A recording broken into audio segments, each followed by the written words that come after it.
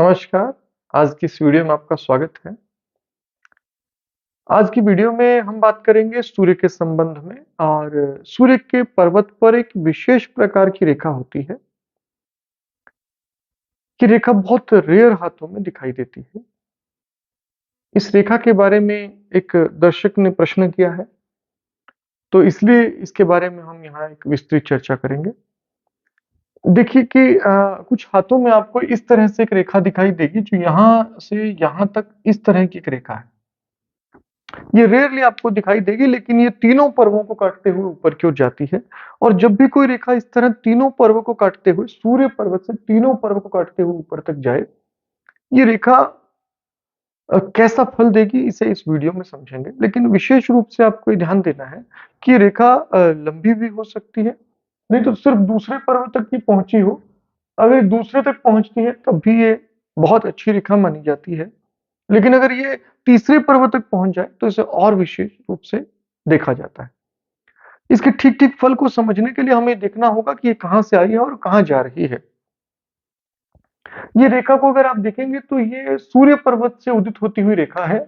सूर्य पर्वत से निकली है और सूर्य पर्वत से निकलकर जब ये ऊपर की ओर बढ़ रही है, तो सबसे पहले यहाँ देखें हम, तो यहाँ कन्या राशि होती है उंगली में।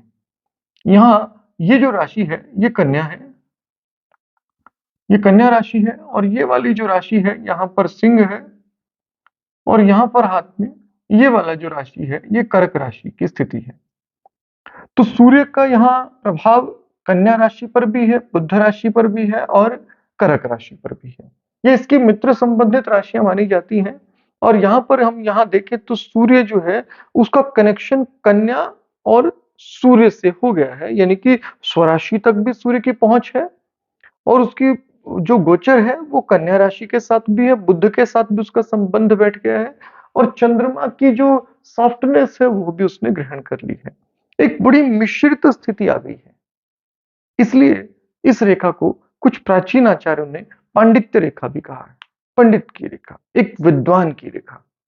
ये रेखा यदि हो तो सूर्य की तीव्रता भी है, सूर्य की बुद्धिमत्ता भी है। सूर्य की बुद्धिमत्ता होने के साथ-साथ इसके पास बुध की जो प्रॉपर एक बुद्धि है, साहस है सूर्य का प्रतिष्ठा है, सूर्य की प्रसिद्धि है और बुध की बुद्धि है। तो ऐसा व्यक्ति इतनी तीव्र बुद्धि का होता है, इतना अधिक विद्या अध्ययन करता है कि इस व्यक्ति के पास प्रसिद्धि केवल और केवल पांडित्य के कारण आती है, इसके विद्वत्ता के कारण आती है। पांडित्य मतलब कि किसी विषय में कुशल हो जाना, बेहद कुशलता। और ये जो अत्यधिक कुशलता है, शास्त्रों की गहरी समझ, ये आपको ऐसे व्यक्ति के जीवन में जरूर दिखाई दे जाएगी। तो यहाँ हमें सूर्य पर्वत कंडीशन क्या है इसकी, कि रेखा बहुत अधिक दोषपूर्ण नहीं होनी चाहिए। दोषपूर्ण होने पर वो प्रभाव थोड़े घटेंगे। एक्स्ट्रा रेखाएं इन पर्वों में यहाँ आड़ी रेखाएं एक्स्ट्रा नहीं होनी चाहिए। यदि एक्स्ट्रा आड़ी रेखाएं हो बहुत सारी तो इसका प्रभाव घटता ही जाएगा, किंतु यदि ये हो, क्योंकि एक दुर्लभ सी रेखा है, यदि ये हो तो हाँ, इसके होने से निश्चित रूप से कुछ लाभ तो व्यक्ति में दिखाई देगा ही देगा। फिर साथ में अगर आप देखेंगे तो यहाँ से ये आगे बढ़ रही है और जो-जो ये ऊपर जाएगी, ये पहले पर्व तक प्रवेश करेगी तो अच्छा है, दूसरे तक प्रवेश करे तो बहुत अच्छा और तीसरे तक प्रवेश करे तो ऐसा व्यक्ति विद्वान पंडित होता है।